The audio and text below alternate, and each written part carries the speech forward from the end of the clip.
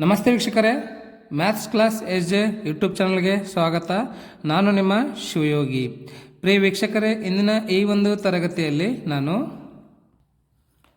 Class 10 maths exercise 10.1 ಇದೊಂದು complete ಎಕ್ಸಸೈಸನ್ನು ನಾನು ನಿಮಗೆ ತಿಳಿಸ್ಕೊಡ್ತೀನಿ ಅಂತ ಈ ಒಂದು ವಿಡಿಯೋನ ತಾವು ಕೊನೆ ತನಕ ನೋಡಿರಿ.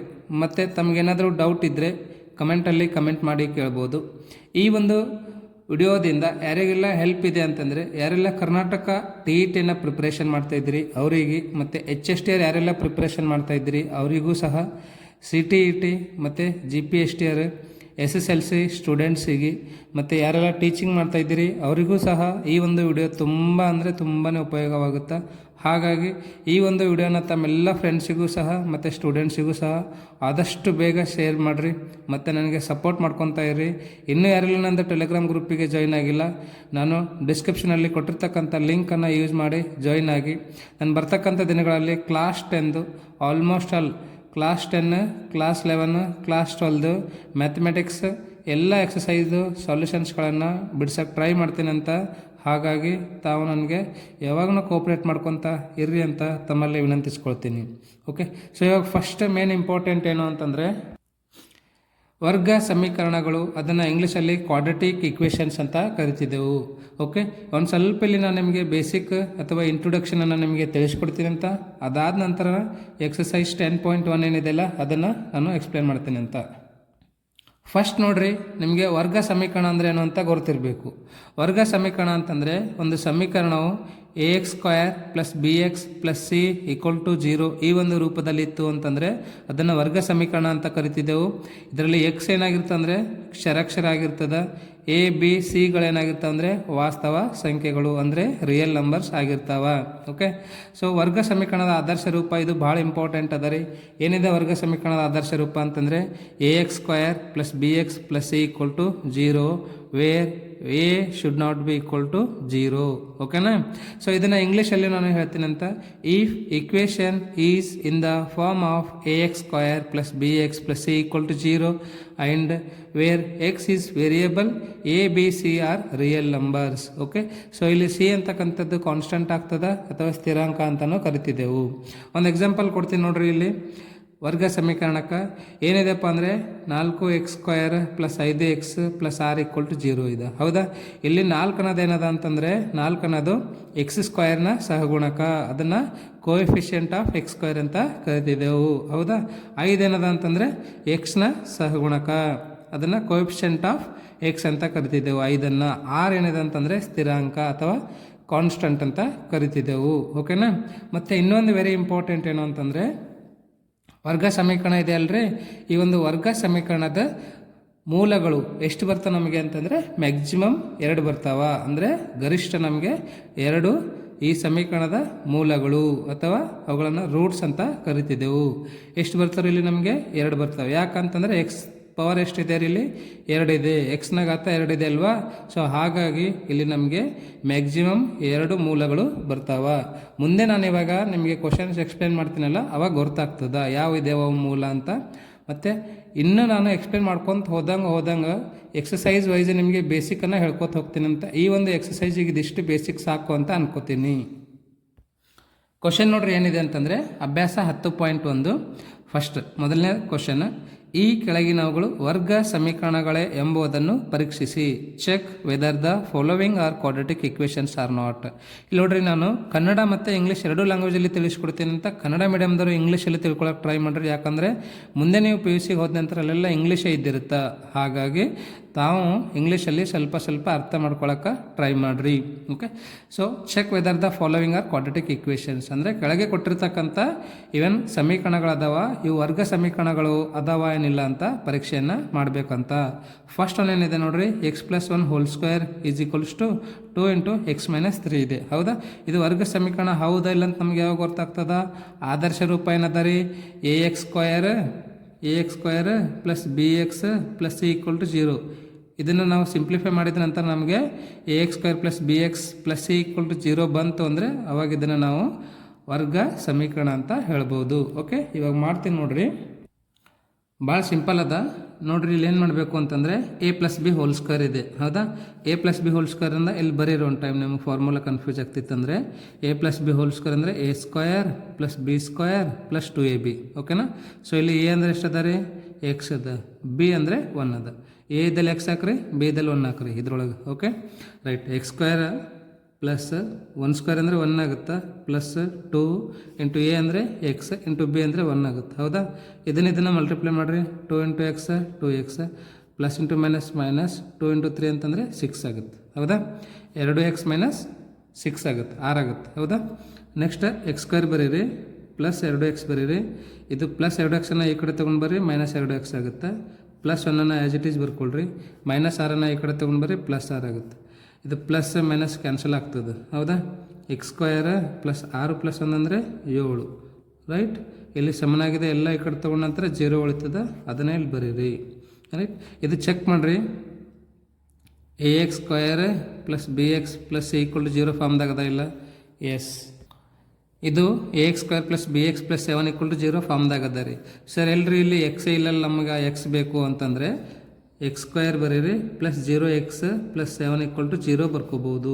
ಬಟ್ ಏನು ಕಂಡೀಷನ್ ಇದೆ ಅಂತಂದರೆ ಇಲ್ಲಿ ಅಲ್ಲಿ ನಮಗೆ ಕಂಡೀಷನ್ ಗೊತ್ತಿರೋದೇನು, A should not be equal to 0 ಅಂದರೆ ಎ ಏನಾಗಿರ್ಬಾರ್ದು 0 ಆಗಿರ್ಬಾರ್ದು. ಇಲ್ಲಿ ಎ 0 ಆಗಿಲ್ಲ, ಬಿ 0 ಆಗಿದೆ, ಹಾಗಾಗಿ ಇದೇನಾಗುತ್ತೆ ಒಂದು ವರ್ಗ ಸಮೀಕರಣ ಆಗ್ತದೆ. You can write here this is quadratic equation ಅಂತ ಹೌದಾ. ದಿಸ್ ಈಸ್ ಕ್ವಾಡ್ರಾಟಿಕ್ ಇಕ್ವೇಷನ್ ಅಥವಾ ಕನ್ನಡದಲ್ಲಿ ಇದು ವರ್ಗ ಸಮೀಕರಣವಾಗಿದೆ ಅಂತ ಬರೀರಿ. ಈ ಚಾಪ್ಟರ್ ಭಾಳ ಇಂಪಾರ್ಟೆಂಟ್ ಅದ ನೋಡ್ರಿ, ಯಾಕಂತಂದರೆ ಮ್ಯಾಥಮೆಟಿಕ್ಸಲ್ಲಿ ಆಲ್ಮೋಸ್ಟ್ ಆಲ್ ಒಂದು 4 to 5 ಚಾಪ್ಟರ್ಸ್ ಆದರೂ ಕವರ್ ಮಾಡ್ತಿದೆ ಇದು ರೈಟ್. ಸೊ ಸೆಕೆಂಡ್ ಕ್ವಶನ್ ನೋಡೋಣ ಅಂತ. ಏನಿದೆಪ್ಪ ಸೆಕೆಂಡ್ ಕ್ವಶನ್ ಅಂತಂದರೆ x square minus 2x equals to minus 2 into 3 minus x ಅಂತ ಇದೆ ಕರೆಕ್ಟಾ. ಸೊ ಇದನ್ನು ಆ್ಯಸ್ ಇಟ್ ಈಸ್ ಬರೀರಿ, x square minus 2x minus into plus minus 2 3 ಎಷ್ಟಾಗುತ್ತಾ 6 ಆಗುತ್ತಾ, ಮತ್ತು minus into minus plus 2 into x ಅಂದರೆ 2x ಆಗುತ್ತೆ ಓಕೆನಾ. So x square as it is ಬರೀರಿ, ಮೈನಸ್ 2x ಪ್ಲಸ್ 2x ಈ ಕಡೆ ತೊಗೊಂಡು ಬರ್ರಿ, ಮೈನಸ್ 2x ಆಗುತ್ತೆ, ಮೈನಸ್ 6 ಈ ಕಡೆ ತೊಗೊಂಡು ಬರ್ರಿ, ಪ್ಲಸ್ 6 ಆಗುತ್ತೆ okay. So x square minus 2x ಅಂದರೆ ಮೈನಸ್ 4x ಆಗುತ್ತೆ, ಪ್ಲಸ್ 6 ಈಕ್ವಲ್ ಟು 0. ಸೊ ಇದು ಯಾವ ಫಾರ್ಮ್ ಒಳಗದ, ಇದು ಸಹ A X square plus B X plus C equal to 0 ಫಾರ್ಮ್ದಾಗದಲ್ರಿ. ಹಾಗಾಗಿ ಕೊಟ್ಟಿರ್ತಕ್ಕಂಥ ಒಂದು ಸಮೀಕರಣ ಏನದ ಅಂತಂದರೆ ವರ್ಗ ಸಮೀಕರಣ ಅದ ಅಂತ ಬರೀರಿಲ್ಲಿ ಓಕೆನಾ.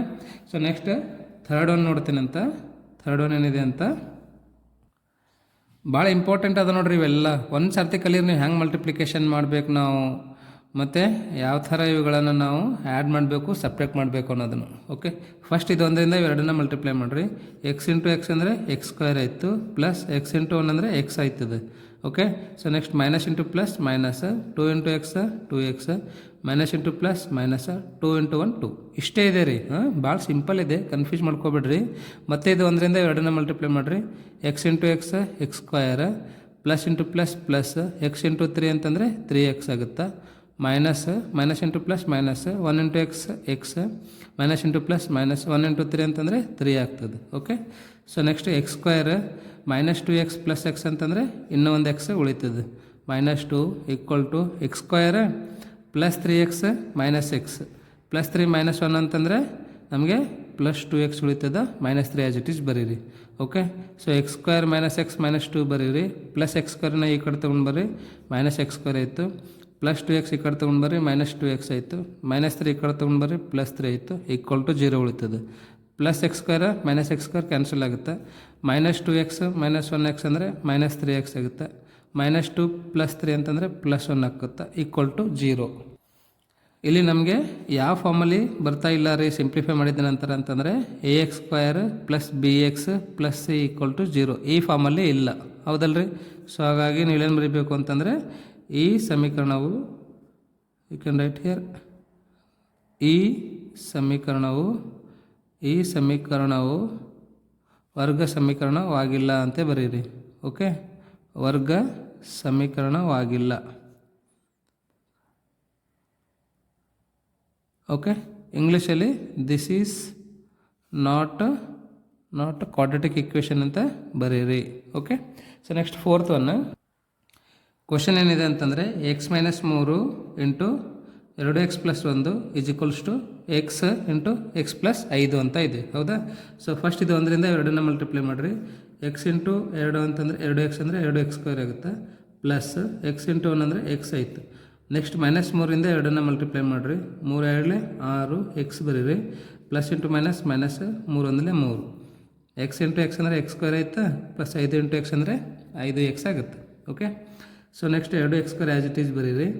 -6x ಪ್ಲಸ್ ಎಕ್ಸ್ ಇದು -5x ಆಗುತ್ತೆ, -3 ಪ್ಲಸ್ x² ಈ ಕಡೆ ತೊಗೊಂಡು ಬರ್ರಿ, -x² ಆಯಿತು, ಪ್ಲಸ್ 5x ಈ ಕಡೆ ತೊಗೊಂಡು ಬರ್ರಿ, -5x ಆಯಿತು, equal to 0. 2x² 1x² minus ಮಾಡಿರಿ, ಇನ್ನೂ 1x² ಉಳಿತದೆ. -5x -5x ಅಂದರೆ -10x ಆಗುತ್ತೆ, -3 ಸಮನಾಗಿದೆ 0 ಅಂತ ಬರೀರಿ. ನೋಡಿರಿ ಇದು ಯಾವ ಫಾರ್ಮ್ ಒಳಗದ, ಇದು ax² + bx + c ಫಾರ್ಮ್ದಾಗ ಅದಲ್ರಿ, ಅದನ್ನು ಈ ಥರ ಬರೀರಿ. Which is of the form ax² + bx + c = 0. Hence given, you can write here given equation is quadratic equation ಅಂತ ಬರೀರಿ. given equation is quadratic equation. ಕನ್ನಡದಲ್ಲಿ ಇದು ಒಂದು ಯಾವ ರೂಪದಾಗ ಅದ ರೀ, ಇಲ್ಲೇನು ಬರ್ತೀನಿ ಅದೇನೇ ಬರೀರಿ. ಓಕೆ, ಈ ಸಮೀಕರಣವು ವರ್ಗ ಸಮೀಕರಣ ಆಗಿಲ್ಲ ಅದಲ್ರಿ, ಈ ಸಮೀಕರಣ ವರ್ಗ ಸಮೀಕರಣವಾಗಿದೆ ಅಂತ ಬರೀರಿ. ಯಾಕಂತಂದರೆ ಇದು ಯಾವ ಫಾರ್ಮ್ ಒಳಗೆ ಅದ ರೀ, ax² + bx + c = 0 form ಅಲ್ಲದಲ್ವಾ. So ಹಾಗಾಗಿ ಇದೊಂದು ವರ್ಗ ಸಮೀಕರಣ ಅಂತ ಬರೀರಿ. ನೆಕ್ಸ್ಟ್ 5ನೇ ಕ್ವಶನು ಏನಿದೆ ನೋಡ್ರಿ. 5ನೇ question 2x - 1 into x - 3 is equals to x+5 into x - 1 ಅಂತ ಇದೆ. ಹೌದಾ? ಸೊ ಫಸ್ಟ್ ಇದು 1ರಿಂದ 2ನ್ನ ಮಲ್ಟಿಪ್ಲೈ ಮಾಡೋಣ ಅಂತ. 2x ಇಂಟು x ಅಂದರೆ 2x² minus 2 3 6 x as it is ಬರೀರಿ. Minus into plus minus 1 × x ಅಂದರೆ 1x ಆಗುತ್ತೆ, ಮೈನಸ್ ಇಂಟು ಮೈನಸ್ ಪ್ಲಸ್ 1 × 3 ಅಂದರೆ 3 ಆಯಿತು. x into x x² plus 5 into x 5x minus x into 1 x plus into minus 5 × 1 ಅಂದರೆ 5 ಆಗುತ್ತೆ. ಓಕೆನಾ? So ಇದನ್ನು ಯಾವ ಥರ ನಾವು ಮಲ್ಟಿಪ್ಲೈ ಮಾಡಬೇಕು ಅನ್ನೋದು ಕಲೀರಿ, ಮತ್ತು ಇಲ್ಲಿ ಎಡಿಷನ್ ಸಬ್ಟ್ರಾಕ್ಷನ್ ಯಾವಾಗ ಮಾಡಬೇಕು ಅನ್ನೋದನ್ನು ಕಲೀರಿ. ಒಂದು ಸರ್ತಿ ಕಲ್ತ್ರಿ ಅಂದರೆ ಭಾಳ ಈಸಿ ಇದ್ದಾರೆ. ಇದು 2x² -6 -1 ಅಂದರೆ -7x ಆಯಿತು, plus 3 equal to x² plus 5 -1 ಅಂತಂದರೆ ಪ್ಲಸ್ 4x ಆಗುತ್ತೆ, -5ನ್ನು ಆ್ಯಸ್ ಇಟ್ ಈಸ್ ಬರೀರಿ. 2x² -7x ಪ್ಲಸ್ 3 ಆಯ್ತಾ, ಇದನ್ನೆಲ್ಲವನ್ನ ಈ ಕಡೆ ತೊಗೊಂಡು ಬರ್ರಿ. -x² -4x plus 5 equal to 0. Right, ಇಲ್ಲಿ ಪ್ಲಸ್ 2x² ಅದ ರೀ, -x² ಅದ, ಎರಡರಲ್ಲಿ ಒಂದು ಮೈನಸ್ ಆದರೆ ಇನ್ನೊಂದು x² ಉಳಿತದೆ. -7x -4x ಅಂದರೆ -11x ಆಗುತ್ತೆ, ಪ್ಲಸ್ 3 ಪ್ಲಸ್ 5 ಅಂದರೆ ಪ್ಲಸ್ 8 ಆಗುತ್ತೆ, ಸಮನಾಗಿದೆ 0. ಓಕೆ, ನೋಡ್ರಿ ಇದು ಯಾವ ಫಾರ್ಮ್ ಒಳಗದ. ನಾನು ಏನು ಸೆಂಟೆನ್ಸ್ ಬರ್ತೀನಲ್ಲ ಅದೇ ಸೆಂಟೆನ್ಸ್ ಇಲ್ಲಿ ಬರೀರಿ. Which is in the form of ax² + bx + c = 0. Hence given equation is quadratic equation ಅಂತ ಬರೀರಿ. ಮತ್ತು ಕನ್ನಡದಲ್ಲಿ ಇದು ಒಂದು ax² + bx + c = 0 ರೂಪದಲ್ಲಿದೆ, ಹಾಗಾಗಿ ಇದು ಒಂದು ವರ್ಗ ಸಮೀಕರಣವಾಗಿದೆ ಅಂತ ಬರೀರಿ. Okay, so next 6th one ಏನಿದೆಪ್ಪ ಕ್ವಶನ್ ಅಂತಂದರೆ x² + 3x + 1 is equals to x - 2 whole square. ಇದು a - b ಹೋಲ್ ಸ್ಕ್ವೇರ್ದಾಗ ಅದ ನೋಡ್ರಿ. a - b whole square formula ಬರೀಲಿ. a - b whole square is equals to a² + b² - 2ab. ಹೌದಾ? So ಇದನ್ನು as it is ಬರೀರಿ. x² + 3x + 1 ಸಮನಾಗಿದೆ x² + 2² ಬೆಲೆ ಎಷ್ಟಾಗುತ್ತೆ? 4 ಆಗುತ್ತೆ, ಮೈನಸ್ 2 4x ಆಗುತ್ತೆ ಇದು. ರೈಟ್, ಸೊ x² + 3x + 1 ಬರೀರಿ. ಇದು ಪ್ಲಸ್ x² ಈ ಕಡೆ ತೊಗೊಂಡು ಬರ್ರಿ, ಮೈನಸ್ ಆಯಿತು, ಪ್ಲಸ್ 4 ಈ ಕಡೆ ತೊಗೊಂಡು ಬರ್ರಿ, ಮೈನಸ್ ಆಯಿತು, -4x ಈ ಕಡೆ ತೊಗೊಂಡು ಬರ್ರಿ, ಪ್ಲಸ್ 4x ಆಗುತ್ತೆ, ಈಕ್ವಲ್ ಟು 0. ಇದು ಪ್ಲಸ್ ಮೈನಸ್ ಕ್ಯಾನ್ಸಲ್ ಆಗುತ್ತೆ. 3x + 4x ಅಂದರೆ 7x ಆಯಿತು, -4 + 1 ಅಂದರೆ -3 ಆಗುತ್ತೆ, ಸಮನಾಗಿದೆ 0. ಇದು ಯಾವ ಫಾರ್ಮ್ ಒಳಗಿಲ್ರಿ, ಇದು which is not in the form of ax² + bx + c = 0 ಅಂತ ಬರೀರಿ. Hence this is not a quadratic equation. ಇದೊಂದು ವರ್ಗ ಸಮೀಕರಣವಾಗಿಲ್ಲ ಅಂತ ಸೆಂಟೆನ್ಸಲ್ಲಿ ಬರೀರಿ ನೀವು. ನಾ ಯಾಕೆ ಬರೋಂಗಿಲ್ಲ ಆಗಿನಿ ಅಂತಂದರೆ ವಿಡಿಯೋ ಲೆಂತ್ ಜಾಸ್ತಿ ಆಗ್ತದೆ, ಹಾಗಾಗಿ ನಾನು ಅದನ್ನು ಬರಿತಾ ಇಲ್ಲ. ನೆಕ್ಸ್ಟ್ ಇವಾಗ 7th ನೋಡೋಣ ಅಂತ. ಬೇಕಂದ್ರೆ ಅಲ್ಲಿ this is not a quadratic equation ಅಂತ ಬರೀತೀನಿ ನೋಡ್ರಿ. ನೆಕ್ಸ್ಟ್ 7th ಕ್ವಶನ್ ನೋಡ್ರಿ. a + b whole cube form ಒಳಗದ, ಹೌದಾ? So a + b whole cube equal to a cube + b cube + 3ab into a + b. Okay, right. ಇದನ್ನು ಬಿಡಿಸೋಣ ಇವಾಗ. a cube ಅಂದರೆ ಎಕ್ಸ್ ಕ್ಯೂಬ್ + b ಕ್ಯೂಬ್ ಅಂದರೆ 2 cube 8 ಆಗುತ್ತೆ, +3 into 2. ಸರಿ, ಎ ಅಂದರೆ ಏನದ ಇಲ್ಲಿ 2 ಅದ ರೀ, ಬಿ ಅಂದರೆ ಎಕ್ಸ್ ಅದ ಅಂತ ಅಂದ್ಕೊಳ್ರಿ, ಅಥವಾ ಎ ಅಂದರೆ ಎಕ್ಸ್ ಅಂದ್ಕೊಳ್ರಿ, ಬಿ ಅಂದರೆ 2 ಅಂದ್ಕೊಳ್ರಿ. ಇಂಟು a + b ಅಂದರೆ x + 2 ಆಗುತ್ತೆ, which is equals to 2x into X square ಅಂತಂದರೆ 2x³ ಆಗುತ್ತೆ, -2x ಇಂಟು 1 ಅಂದರೆ 2x ಆಗುತ್ತೆ, right? x³ + 8 + 3 2 6 into x 6x ಆಗುತ್ತೆ, into x + 2 as it is ಬರೀರಿ. ಓಕೆ, 2x³ - 2x ಬರ್ಕೊಳ್ರಿ. Next x³ + 8 + 6x into x ಅಂದರೆ ಎಷ್ಟಾಗುತ್ತೆ? ಇದು 6x² ಆಗುತ್ತೆ, + 6 2 12 x ಆ್ಯಸ್ ಇಟ್ ಈಸ್ ಬರೀರಿ. Okay, which equals to 2x³ - 2x. Next ಇದು ಪ್ಲಸ್ ಇದನ್ನು ಈ ಕಡೆ ತೊಗೊಂಡು ಬರ್ರಿ. Okay, 2x³ - 2x as it is ಇದನ್ನು ಅಷ್ಟೇ ಬರೀರಿ, ಎಲ್ಲ ಈ ಕಡೆ ತೊಗೊಂಡು ಬರ್ರಿ. -x³ ಆಗುತ್ತೆ, -6x² ಆಗುತ್ತೆ, -12x ಆಗುತ್ತೆ, -8 ಆಗುತ್ತೆ, 0. ಎಲ್ಲ ಈ ಕಡೆ ತೊಗೊಂಡು ಬರ್ರಿ, ಮೈನಸ್ ಆಗ್ತಾವೆಲ್ಲ. ಓಕೆ, ಇಲ್ಲಿ ನೋಡ್ರಿ, +2 x³ ಇದೆ, ಇಲ್ಲಿ -1 x³ ಇದೆ. ಇನ್ನೇನು ಉಳಿತದೆ ಇಲ್ಲಿ ನಮಗೆ? x³ ಉಳಿತದೆ, ಹೌದಾ? -2x - 12x ಎರಡು ಮೈನಸ್ ಅದಲ್ಲೋ, ಆ್ಯಡ್ ಮಾಡಿರಿ, -14x ಆಗುತ್ತೆ, -6x² -8 = 0, ಹೌದಲ್ರಿ? ಸೊ ಇದು ಯಾವ ಫಾರ್ಮ್ ಒಳಗೆ ಅದ ನೋಡ್ರಿ. ಇದು ನಮ್ಗೆ ಯಾವ ಫಾರ್ಮ್ ಒಳಗೆ ಬೇಕು? ax² + bx + c = 0 ಈ ಫಾರ್ಮ್ದಾಗ ಬೇಕು, ಹೌದಾ? This is not in the form of ax² + bx + c = 0. Hence given equation is not a quadratic equation.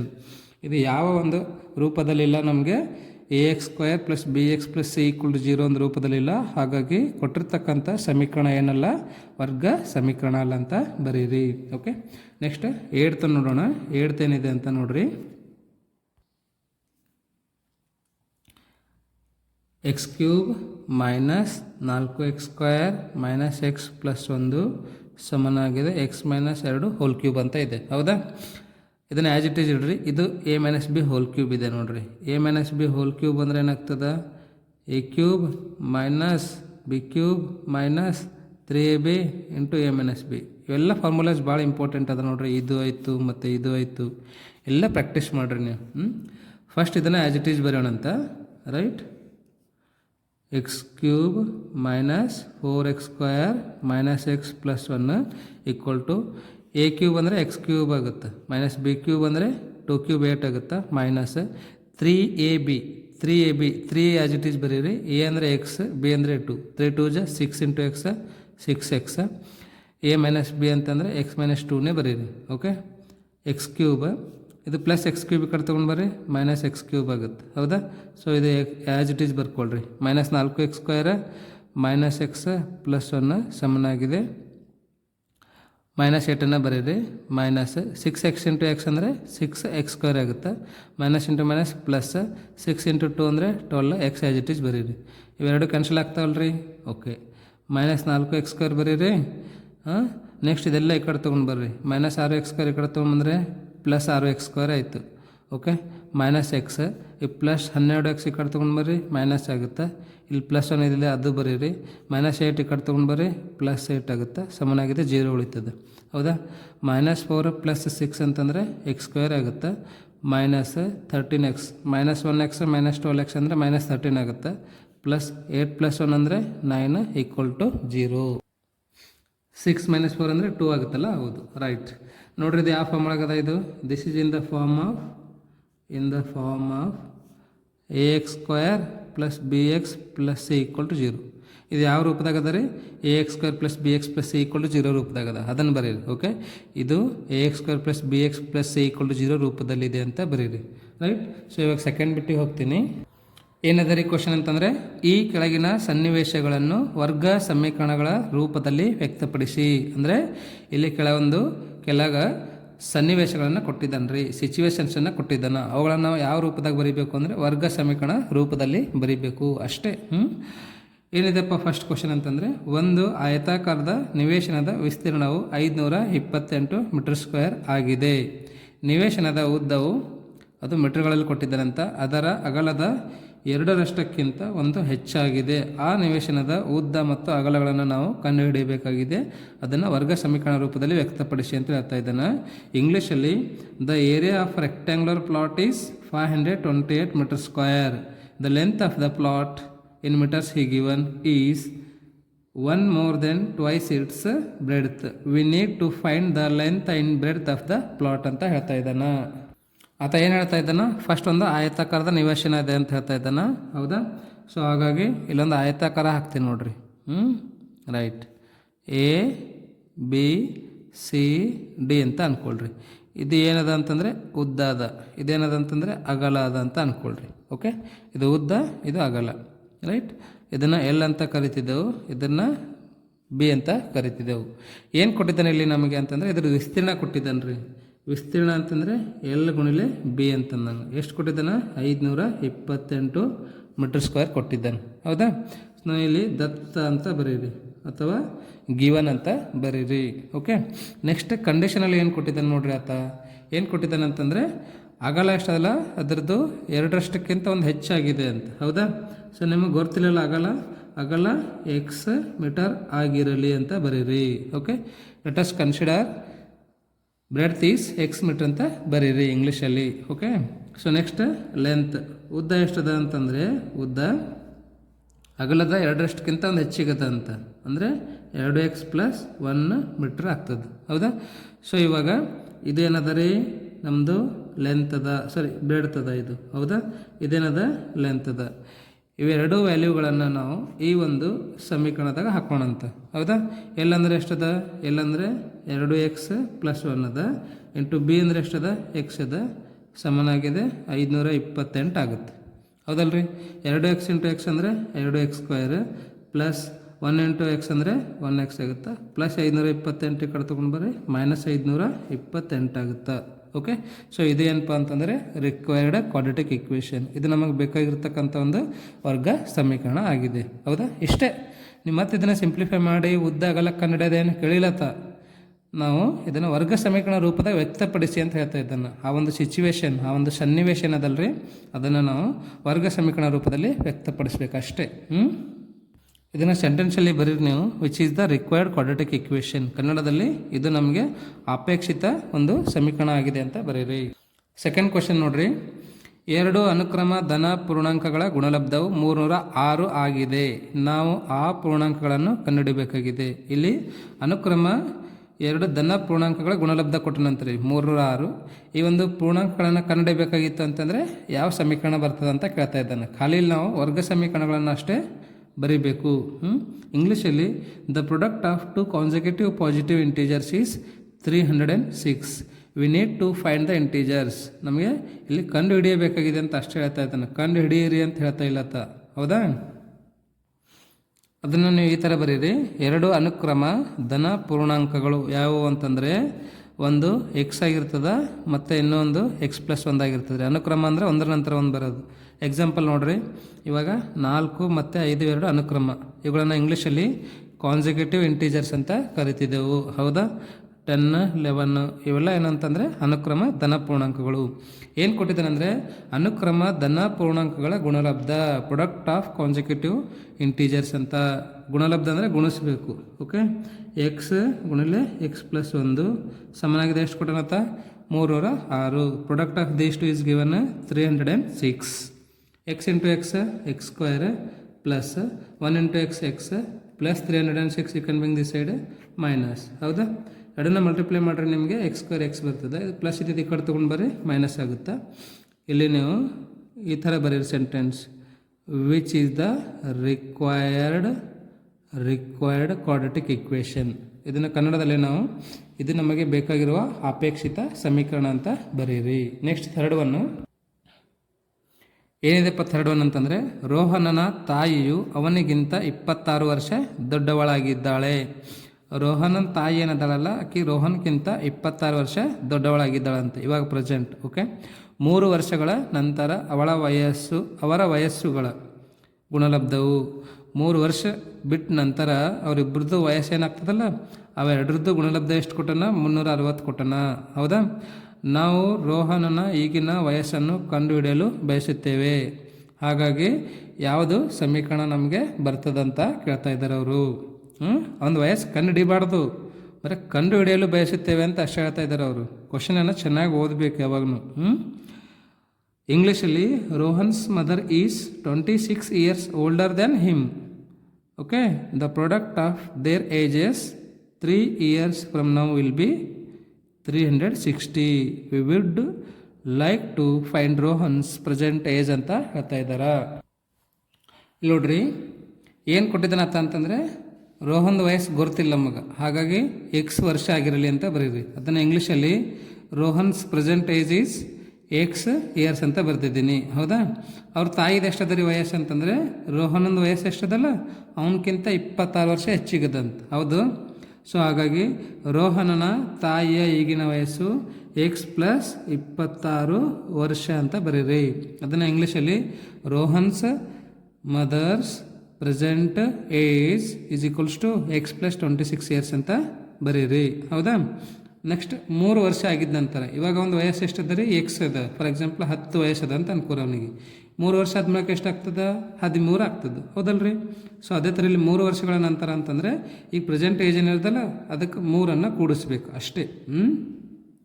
3 ವರ್ಷಗಳ ನಂತರ ರೋಹನ್ದು ವಯಸ್ಸು ಎಷ್ಟಾಗ್ತಂದ್ರೆ ಎಕ್ಸ್ ಪ್ಲಸ್ 3 ಆಗುತ್ತಾ. ಹೌದಾ, ಅದೇ ಥರ ಅವ್ರ ತಾಯಿದು ಎಷ್ಟಾಗ್ತದೆ ರೀ, ಅವ್ರ ತಾಯಿ ದಿವಸದ ಎಷ್ಟದ ಎಕ್ಸ್ ಪ್ಲಸ್ 26 3 ವರ್ಷಗಳ ನಂತರ ಅಂತಂದ್ರೆ 26ಕ್ಕೆ ಮತ್ತೆ 3 ಕೂಡಿಸ್ರಿ, ಅದು 29 ಆಗ್ತದೆ. ಹೌದಾ, 3 ವರ್ಷಗಳ ನಂತರ ರೋಹನ್ ತಾಯಿಯ ವಯಸ್ಸು ಎಕ್ಸ್ ಪ್ಲಸ್ 29 ವರ್ಷ ಅಂತ ಬರೀರಿ. ಮತ್ತು ಇನ್ನೊಂದೇನು ಕಂಡೀಷನ್ ಕೊಟ್ಟಿದ್ದಾನ ಅಂತಂದರೆ ಇವೆರಡರದ್ದು ಗುಣಲಬ್ಧ ಎಷ್ಟು ಕೊಟ್ಟನತ್ತ 360 ಅಂತ. ಹೌದಾ, ಸೊ ಎಕ್ಸ್ ಪ್ಲಸ್ 3 ಗುಣಿಲೆ ಎಕ್ಸ್ ಪ್ಲಸ್ 29 ಇಸ್ಕೊಲ್ಸ್ಟು 360 ಅಂತ ಕೊಟ್ಟಿದ್ದಾನೆ. ಹೌದಾ, ಇವಾಗ ಮಲ್ಟಿಪ್ಲೈ ಮಾಡಿರಿ. X into X X square plus 29 x plus 3 ಗುಣಿಲೆ ಎಕ್ಸ್ 3x ಪ್ಲಸ್ 29 3 ಎಷ್ಟಾಗುತ್ತೆ ರೀ, 29 3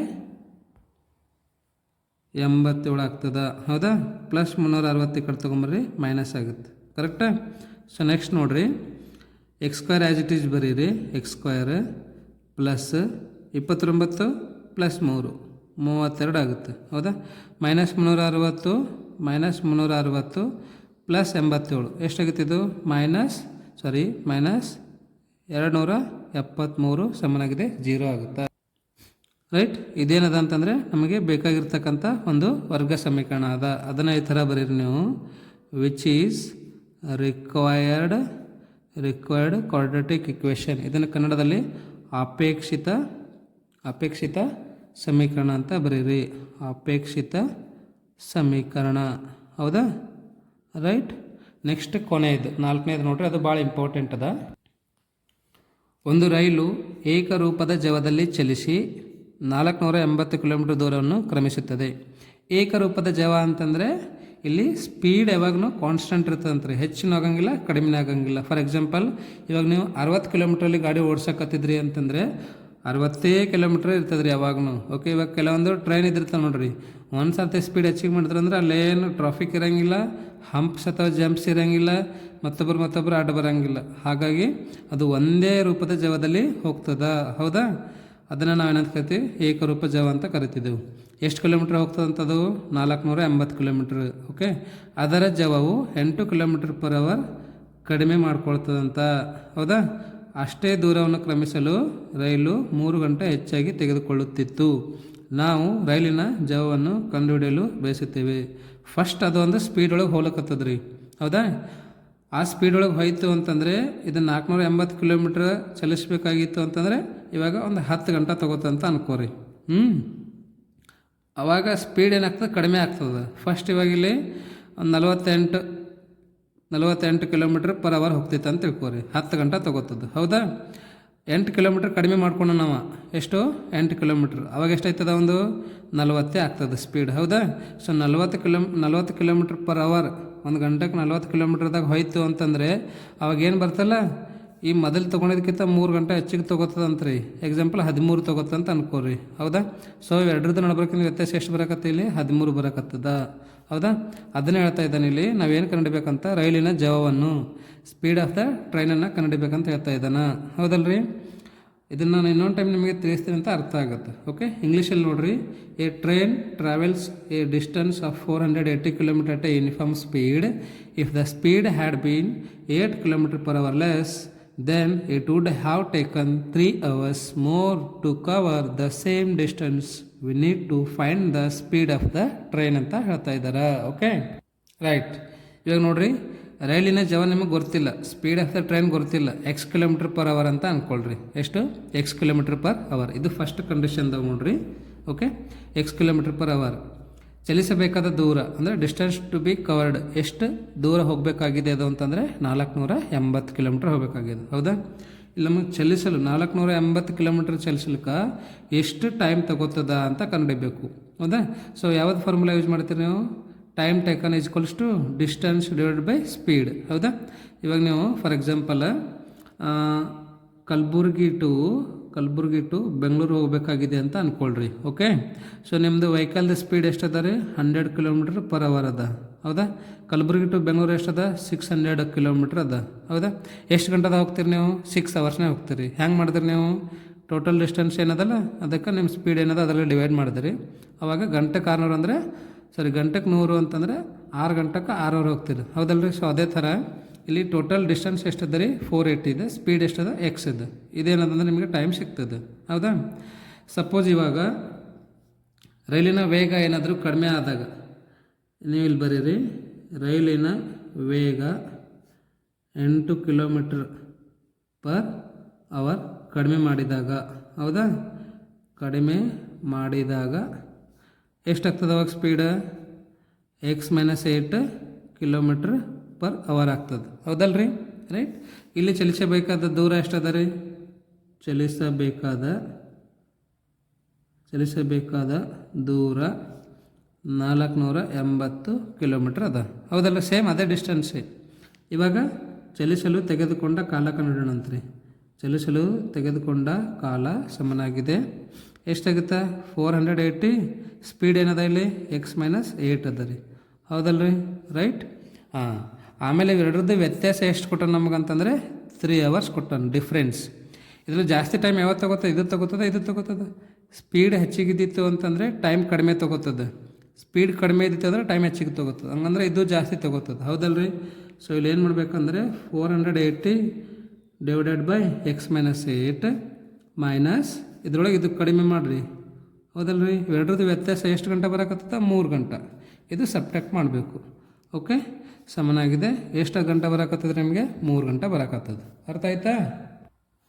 ರೈಟ್, ಇವಾಗ ಎಲ್ ಸಿ ಎಮ್ ತೊಗೊಳ್ರಿ, ಲಸ ತೊಗೊಳ್ರಿ ಏನಾಗುತ್ತೆ ಎಕ್ಸ್ ಗುಣಿಲೆ ಎಕ್ಸ್ ಮೈನಸ್ 8 ಹೌದಾ. So 480 x minus 480 x minus into minus plus ಆಗುತ್ತಿದ್ದು 8 ಗುಣಿಲೆ 480 ಮಾಡಿರಿ ಸಮನಾಗಿದೆ 3 ಆಗ್ತದೆ ಹೌದಾ. ಇದು ಪ್ಲಸ್ ಮೈನಸ್ 2 ಕ್ಯಾನ್ಸಲ್ ಆಗ್ತದೆ. ಇವೆರಡು ಗುಣಿಸೋಣ. ಇವಾಗ 8 ಗುಣಿಲೆ 0 ಅಂದರೆ 0 ಆಯಿತು. 8 ಗುಣಿಲೆ ಅಂತಂದರೆ 64 ಆಯಿತು. 8 4 32, 32 ಒಂದು 6 38 ಆಗ್ತದೆ ಸಮನಾಗಿದೆ 3 ಗುಣಿಲೆ x into X x square minus 8x. ಇದು ಈ ಕಡೆ ಇರಿ ಇಂಟು ಆಗುತ್ತೆ ಅವಾಗ. ಓಕೆ, ಸೊ ಇದನ್ನು ಆ್ಯಸ್ ಇಟ್ ಈಸ್ ಬರೀರಿ. 3 ಇಂಟು ಎಕ್ಸ್ ಸ್ಕ್ವೇರ್ ಅಂದರೆ 3x² ಆಯಿತು ಮೈನಸ್ 3 ಎಂಟ್ಲೆ 24 ಎಕ್ಸ್ ಬರೀರಿ. Okay, so next 3x² minus 24x ಇದು ಪ್ಲಸ್ ಇದ್ದಿದ್ದನ್ನು ಈ ಕಡೆ ತೊಗೊಂಡು ಬರ್ರಿ. ಮೈನಸ್ 3840 ಸಮನಾಗಿದೆ 0 ಉಳಿತದೆ ಹೌದಲ್ರಿ. So you can write here this is the required result ಅಥವಾ ರಿಕ್ವೈರ್ಡ್ ಕ್ವಾಡ್ರಾಟಿಕ್ ಇಕ್ವೇಷನ್. ಮತ್ತು ಇನ್ನೊಂದು ನೀವು ಸ್ವಲ್ಪ ಸಿಂಪ್ಲಿಫೈ ಮಾಡ್ಬೋದು ಅಂದ್ರೆ ಮಾಡ್ಬೋದು. ಇವು 3ರಲ್ಲಿ ಏನು ಕಾಮನ್ ಅದ ರೀ, 3 ಕಾಮನ್ ಅದಲ್ಲ, 3ರಿಂದ ಭಾಗಿಸ್ರಿ. ಅವಾಗೇನು ಉಳಿತದೆ ನಿಮ್ಗೆ x² ಮೈನಸ್ 8x ಮೈನಸ್ 3 1 3 3 2 6 2 ಉಳಿತದೆ 24 ಆಯಿತು. 3 8 24 0 ಈಸ್ ಈಕ್ವಲ್ಸ್ ಟು 0 ಅಂತ ಬರೀರಿ. ಹೌದಾ? ಸೊ ಇದು ಏನಪ್ಪ ಅಂತಂದರೆ this is the required quadratic equation. ಇದು ನಮಗೆ ಅಪೇಕ್ಷಿತ ಸಮೀಕರಣ ಅಂತ ಬರೀರಿ. ಓಕೆ, ಸೊ ನಿಮ್ಗೆ ಏನಾದರೂ ಡೌಟ್ಸ್ ಇದ್ದರೆ ಕಮೆಂಟಲ್ಲಿ ಕಮೆಂಟ್ ಮಾಡಿ ಹೇಳಿ. ಮತ್ತು ಈ ವಿಡಿಯೋ ನಿಮಗೆ ಇಷ್ಟ ಆಗಿದ್ದರೆ ಲೈಕ್ ಮಾಡಿರಿ ಮತ್ತು ನಿಮ್ಮ ಫ್ರೆಂಡ್ಸಿಗೂ ಸಹ ಆದಷ್ಟು ಶೇರ್ ಮಾಡಿರಿ. Thank you.